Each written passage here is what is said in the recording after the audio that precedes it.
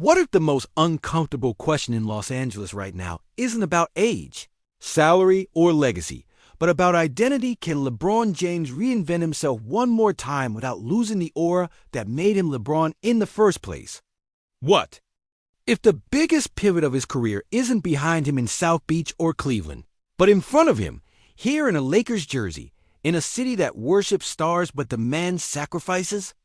And what if the stakes aren't just banners and parades, but the blueprint of how late prime greatness should coexist with a younger, ball-dominant superstar and a roster that looks nothing like the one he walked into years ago? Let's talk. Like fans who live this team with our heart rate, not like spreadsheets. Because this summer didn't just change the Lakers' balance sheet, it changed the mirror. The new look isn't a haircut and a hype video. It's a philosophical shift. It's a front office finally admitting that windows don't open themselves. It's a coaching staff committing to complementary geometry instead of hero ball. Deja vu. And it's LeBron, the most adaptable basketball mind of his generation, deciding whether to become the most dangerous version of himself for right now, even if it looks different from what made him a myth in the first place. We all saw the breadcrumbs. LeBron opts in. The camp drops a line about making every season count. The league does what it always does, turns a cautious sentence into a hurricane of rumors. Whispers that other teams sniffed around. Speculation that maybe, just maybe, this chapter could end with an exit. And yet, if you listen closely, you could hear something else under the noise. The Lakers shifting from wait and see to winning now. Not a panic button, an identity button. The question, for once, wasn't, can LeBron give more? It was, can the Lakers surround him and the next generational engine with the right oxygen so everybody breathes? Because here's the thing, the new Lakers aren't a nostalgia act. They're a timeline merger. A younger fulcrum who bends the fences with gravity and tempo alongside the greatest floor reader we've ever seen. Add veteran bite on the perimeter, size that screens like a truck but rolls with soft hands. A wing hunt that never sleeps. And you don't have a roster, you have a thesis. Force the opponent to choose what they want to die by. And at the center of that thesis is LeBron's adaptation, not as concession, but as WEAPONIZATION. Picture the first quarter at crypto.com. The ball swings, not because someone called swing, but because the design tells it to. LeBron is in the slot, not pounding, not surveying with the world frozen. He's sprinting into a ghost screen, flipping the angle, slipping into empty space in the dunker, then popping to the nail where he becomes what he's always been. Humans saw a button. The defense tags early. High-low lob over the top. They switch small onto him. Brutal shoulder, soft jump hook, 2 points, no speeches. They stay home on shooters. He decelerates, draws the big, and floats it to the roller. Because he saw it 2 passes ago. This is not less LeBron. This is the most efficient, cold-blooded LeBron one, who treats every defensive coverage like a riddle he already solved on. The flight. We've seen the hints of this version for years. Miami taught him minimalism, cut, screen, punish. Cleveland taught him orchestration, tempo, angles, late clock scalpel. The Lakers' first title here reminded him that defense writes the theme and offense writes the chorus. But time has a way of forcing the truth to the surface. The most terrifying LeBron isn't the one with the highest usage. It's the one with the highest unpredictability. When he's willing to be a decoy to become a dagger. When he sets 2 screens in a possession to get the switch he wants, then doesn't even use it. He lets the advantage cascade down to the corner, where a teammate is feasting on a closeout that started with a barely noticeable brush from #23. So how does he adapt? To the new look? Start with the math. You don't fight a younger engine's usage, you multiply it. You stagger minutes not to separate egos, but to stretch terror.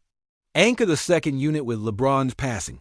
Let the first unit breathe in the younger star's rhythm. And then, give them 8 perfectly constructed minutes together, where every action has 2 counters, and every counter has a trapdoor. This is not compromise. This is the science of inevitability. Next, the craft. LeBron's postgame is no longer about stop me if you can. It's about choose which teammate you want to free. Empty corner post, strong side shooter. Screen, 45 cut timing. Suddenly the help man is stuck on a decision tree he didn't study for. Keep the weak side low man honest with a corner sniper. Punish top locks with back screen slips. Demand the ball not to hold it, but to tilt the floor, then leave before the double arrives, so the defense doubles a ghost. It's menacing. It's economical. It's art. And defense, where reputations go to retire or to be reborn. The new look demands LeBron as the air traffic controller. Fewer 1 through -5 hero possessions. More, I'm dictating your first pass and your second thought. Low man rotations with violent verticality when it's needed. Positional wall-ups when it's smarter. Call out the Spain pick and roll before the back screen even plants. Ice the side pick and roll, then bait the snake dribble into a stunning recover jaunt that looks like a magic trick. He doesn't have to win every foot race, he has to win the film room. And no one has played more winning film than him. Of course. None of this works without the right connective tissue. The new perimeter grit is not window dressing. It's the reason LeBron can spend more possessions as free safety and fewer as emergency stopgap. It's why a healthy veteran guard with hands like glue and a rookie with legs like springs both matter. It's why a screen-setting big who rolls hard on one play and short roll dimes on the next is the oil in the engine. Better yet, it's why the front office's ongoing search for a two-way wing isn't gossip, it's geometry. One more switchable body who shoots league average from 3 and competes above league average at the point of attack. And suddenly, those close fourth quarters turn into math problems the other team solves too slowly.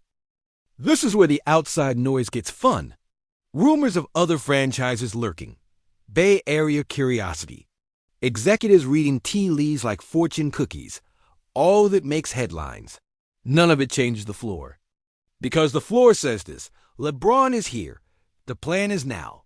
The younger engine is signed, empowered, and elite. The coach's whiteboard has actions that were designed for synergy, not compromise Chicago handoffs into Spain twists, slot ghosts, into 77-23 two-man. Elbow split where LeBron screens for the younger star and then slips into the scene, like a 6'9" center with a doctorate in tempo. If you're a defender, which disaster are you choosing? Let's get even more specific. Crunch time, last 4 minutes. The old script was predictable.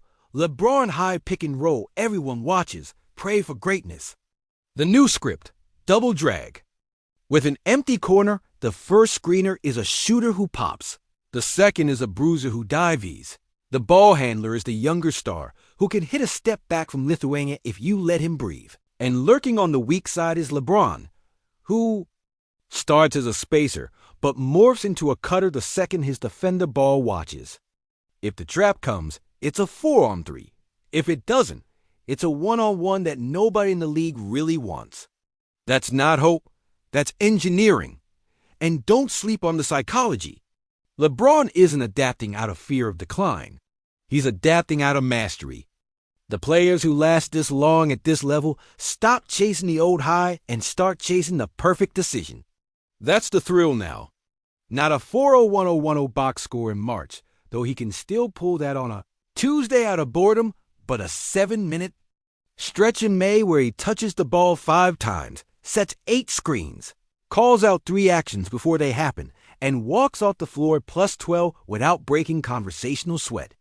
That's elder statesman menace. That's how rings get won next to a phenom who bends time. What about the narrative tax? The who is the alpha nonsense, please. Los Angeles doesn't care who's the alpha. Los Angeles cares who is inevitable. If the younger star is detonating, drop coverage, and the veteran star is making sure those detonations happen in the right places, then the pecking order is yes, and yes is terrifying. Yes means LeBron can be the finisher one night and the ignition the next. Yes means late. Clock, you trust him to get a good shot. Early clock, you trust him to get the right action. Yes means he gets to be the dad, the assassin, the philosopher, and the battering ram depending on the quarter. That's leverage. That's legacy maintenance by way of adaptation. You want history? Here's history. Magic learned to post. Kareem learned to pace.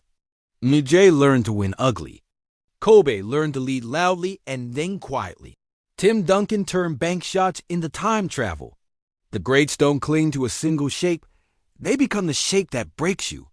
LeBron is about to do that again, in purple and gold with a roster designed to cash in on every intelligent inch he gives the game.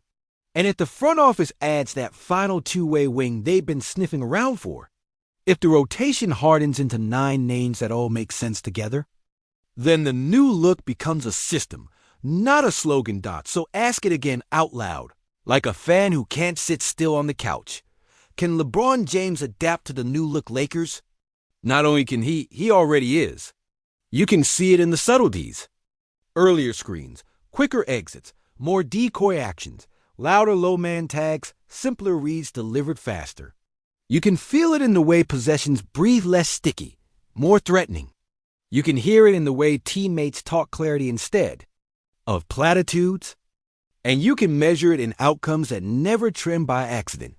Cleaner fourth quarters, higher quality threes for role players, fewer empty trips when the first option is denied, and in the moments where the calendar tries to talk when legs feel like landmarks and the whistle won't cooperate, this is where the adaptation cashes out. LeBron won't be asked to do everything. He'll be asked to do the things that matter most, at the times they matter most, in the places on the floor where his decisions cut the deepest. That's the freedom the new look grants him. That's the deal the front office seems ready to honor. That's the version of LeBron the West should be losing sleep over. Not the superhero who flies for 38 minutes, but the surgeon who picks 14 possessions and ends your season with them. We live in a league that loves to doubt. It's good business, but the math is the math. Pair a generational engine in his prime with the smartest closer of his era. Add defense with teeth, shooting with conscience, and a wing who refuses to die on screens. And you have a team that stops hoping and starts hunting. The adaptation isn't a subplot. It's the headline. And if you love this franchise the way we do, the way our Sundays and our weeknights and our group chats testify, then you know the feeling in your chest right now isn't nostalgia. It's anticipation, because when the lights hit and the pace rises and the game starts to wobble, Los Angeles won't be asking LeBron to be younger. We'll be asking him to be sharper. And that, more than anything, is the one thing he has never stopped becoming.